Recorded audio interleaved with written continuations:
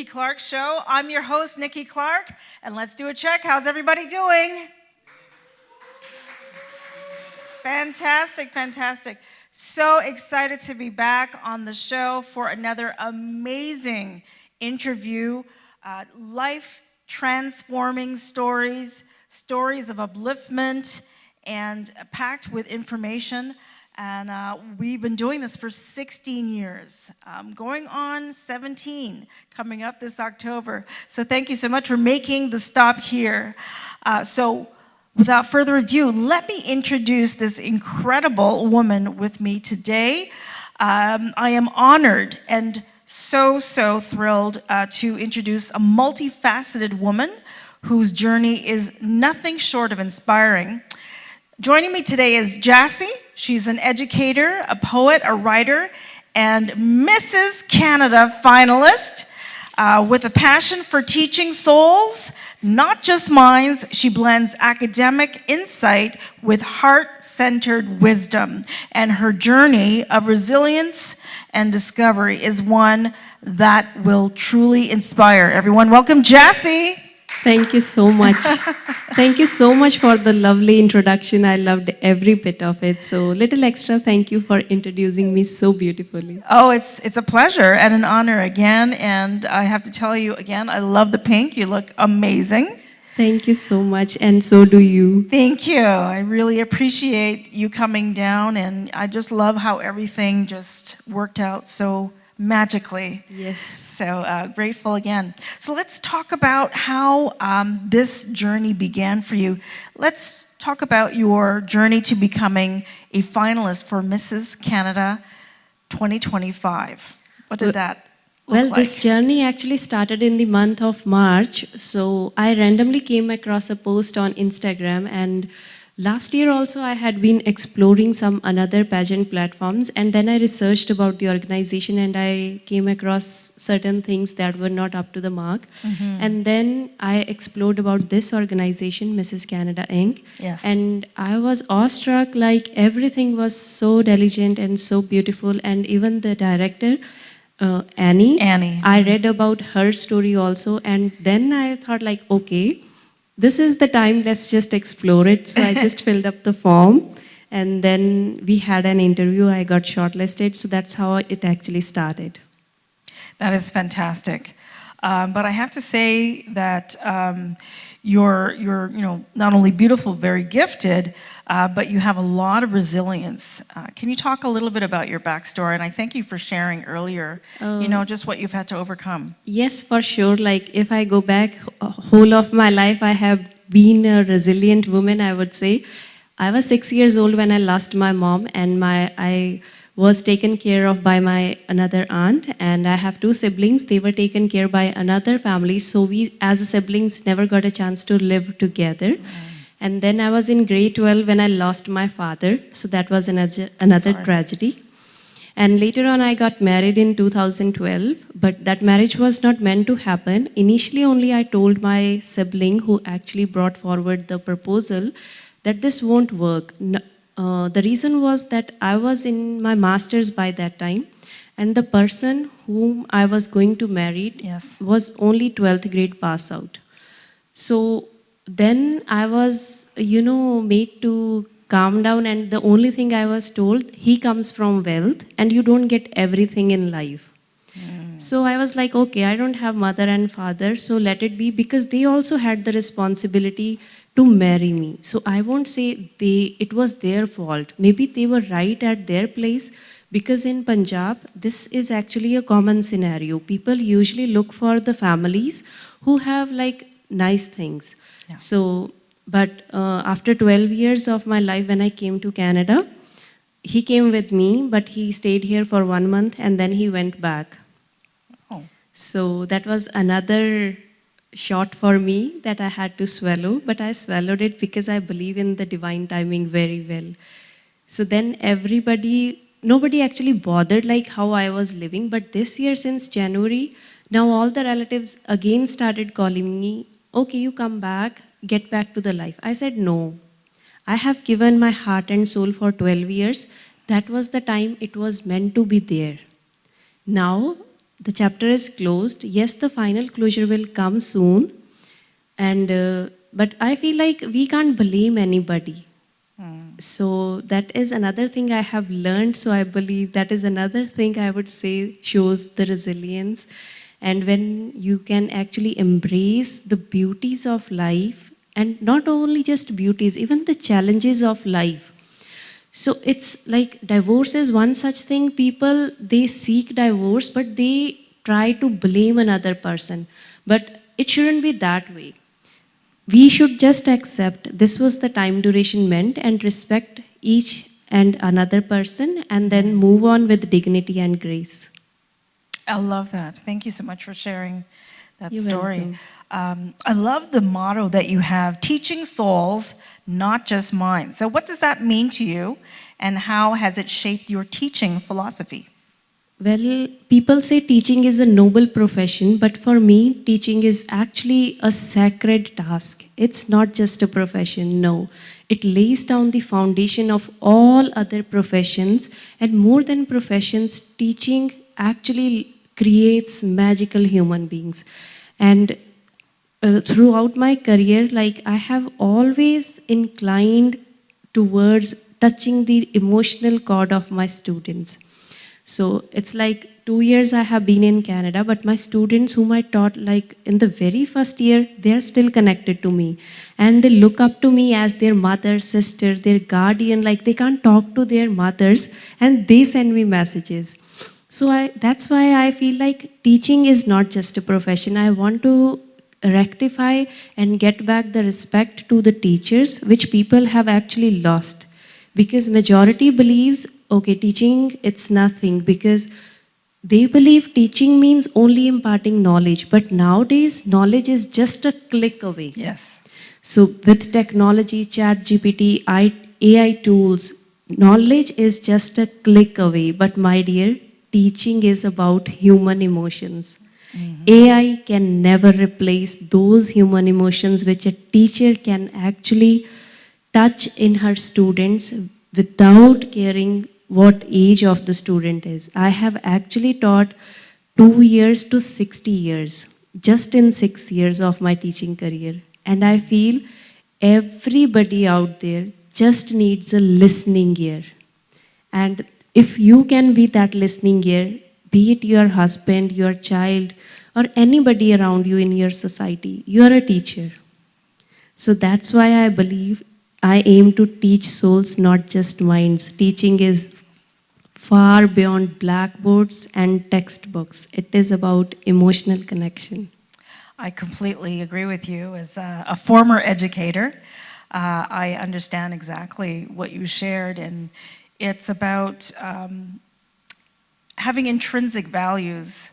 Yes, you know, for showing sure. up in the classroom, patient, with a lot of empathy, Yes, and for and sure. very intuitive. You know, you have to, Yes. because some of the things that happen are nonverbal, and you have to read for Yes. other cues. So Yes. I understand. The energy, body language, there are Energy. so many ways you can talk to your students, Yes. teachers, they just Yes. need to be the teacher. Absolutely, absolutely. Thank you for that. So I understand too that you are a poet and a writer. But I think I'd like to ask you, maybe towards the end, if you could share a little bit of, you know, your talent of Yes, poetry. for sure. I'll wait for the last one. I just want to ask that, how does this platform, do you hope will, you know, be a further advocate for what you're trying to do? How does it push your advocacy? Currently, I'm being a home daycare provider, so I am teaching the tiny tots, but along with them, I keep on teaching my mothers also. I keep on giving them tips like, okay, this is not the way, no, don't do this. Like you need to set the child free. And moreover, I visit libraries also. So recently I have written the letters to the library managers also, and I'm planning to host workshops which will not only be for children, it will be for everybody. Because when it comes to teaching, we believe it is only associated with the students. No, you can teach anybody, and masses, they need master teachers. So I aim to be that master teacher who can uplift other teachers and together we can take care of humans and create a beautiful planet Earth. That is beautiful. That is beautiful.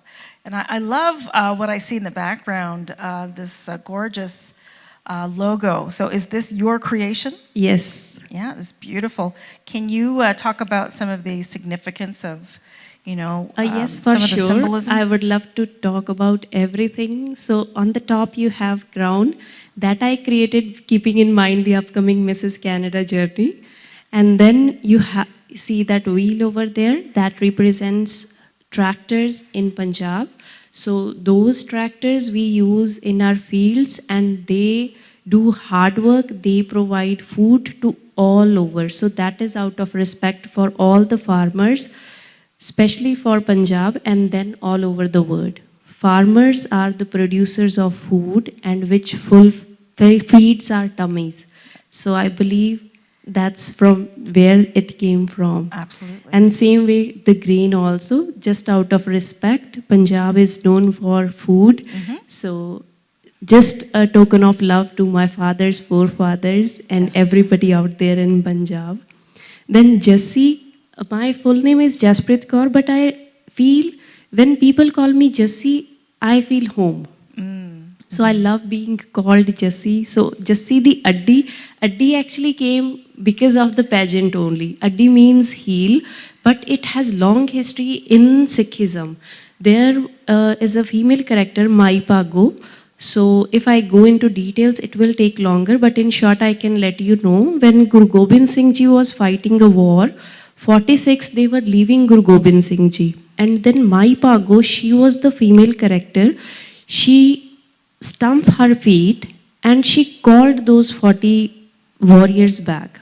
And just because of Mai Pago the Addi, those warriors, they came back and supported Guru Gobind Singh Ji. So I believe as a teacher, I want to bring all the kids, youth, be it of any country, is very important. So my Addi aims to bring youth back to their roots, where they actually know what values means and they are very important. I believe, yes, we are growing up, we are moving ahead towards technology and new things around us, but roots for everybody are meant to hold on to very tightly. Be of any country, whatever your culture is, whatever your roots are, they are must. If you leave your roots, you can fly higher for sure, but you will fall down very badly. But if you are connected to your roots, you can fly as higher, as higher, as higher as you want, and there is no chance you'll ever fall down. I love that. That is And then absolutely this is stunning. Punjabi jutti, again, the traditional jutti that we wear in Punjab. Okay. And the line, it defines me. Pinned vibes, because I come from a village family. And Queen Drive, because that's how I aim to lead everybody, all the broken souls, be it a student, teacher, mother, father, anybody. Desi Roots, because I come from Punjab. And Royal Moves, because I aim to lead with royalty, taking care of everybody and helping others to move ahead. Wow. That is gorgeous, isn't it, audience? I love that. Thank you you. so much. That incredible explanation. I understand too that my name, also known in Punjabi as little one or baby. Yes, Nikki is like the one who is the youngest child in the house and most pampered. Well, the pampered part is right, but I'm the oldest in my family. Thank you again for that explanation.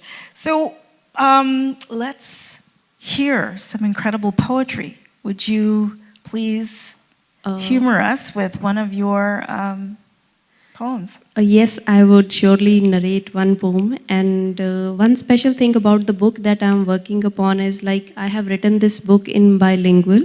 So it's written in Punjabi and English simultaneously. So that again, it has a deep thought behind it. Because as an ESL teacher, when I taught here, like grown-ups, I had 45 years old ladies in my classroom when I had my training. They were from Punjab. They enjoy reading. So, but they cannot translate everything into English. So I felt, and even in this Punjab, the students who want to explore English language, so I thought maybe this book can actually help them inculcate their interest in the language. Okay. Yeah, so this particular poem is a continuation of a poem that comes before this one. And the title of this poem is I Am Born Again. When the story reached its end at I wasn't whole, there was no ending. There my rebirth began. Where every pain had left its mark upon my soul, there my spirit took on a new radiant glow. What was until yesterday was a lesson, not a punishment. I didn't lose myself. I am now shaping my own existence. I am the woman who, after tears and longing, picks herself up again, weaving beautiful dreams. I no longer adorn tired feet, but I walk barefoot on my own path, unafraid. I am not the one who waits now. I am not the one who waits now. I have become the fulfillment of my own weight. In my daughter's eyes, I don't seek hope. I am now her strength. Each time I felt incomplete, a seed was planted deep inside, and that very seed has now bloomed, and with roots firm, I stand tall. Finally, I am born again. Finally, I'm born again. Thank you. Oh, that's beautiful. Thank you so much. Thank Jassi, I am so, so proud of you for Thank you everything so that you've much. accomplished. You are stunning and you have such a beautiful soul, and I wish you all the very best. So tell me, the Mrs. and Miss Canada pageant is coming up soon. Can you tell us when? Yes, it's just few days away now. We are heading towards Montreal on 16th of July. And the finale will be taking place on 19th of July. Well, my thoughts and prayers are with you. Thank you so much. Much needed at the time. Well, I have a very good feeling that whatever happens, you're going to come out even stronger and even more of a champion. So Thank you so so much. much for being here. Tell us how we can follow you on social media and support you. Well, for long years, I have been away from social media thanks to Mrs. Canada that I came out of my nutshell, and I'm finally on Instagram. So you all can follow me on Jassi Inspires. And every word of praise, gratitude is much needed. I just need your love and blessings, and I hope to see many of you joining me on Instagram. Excellent. Jassi, thank you again for being here, gracing us with your incredible wisdom. And I thank you all for joining us here on the Nikki Clarke Show. It's been another transformational evening, and I want to encourage you to keep growing, keep being encouraged and being transformed. God bless you. Lots of love. See you next time.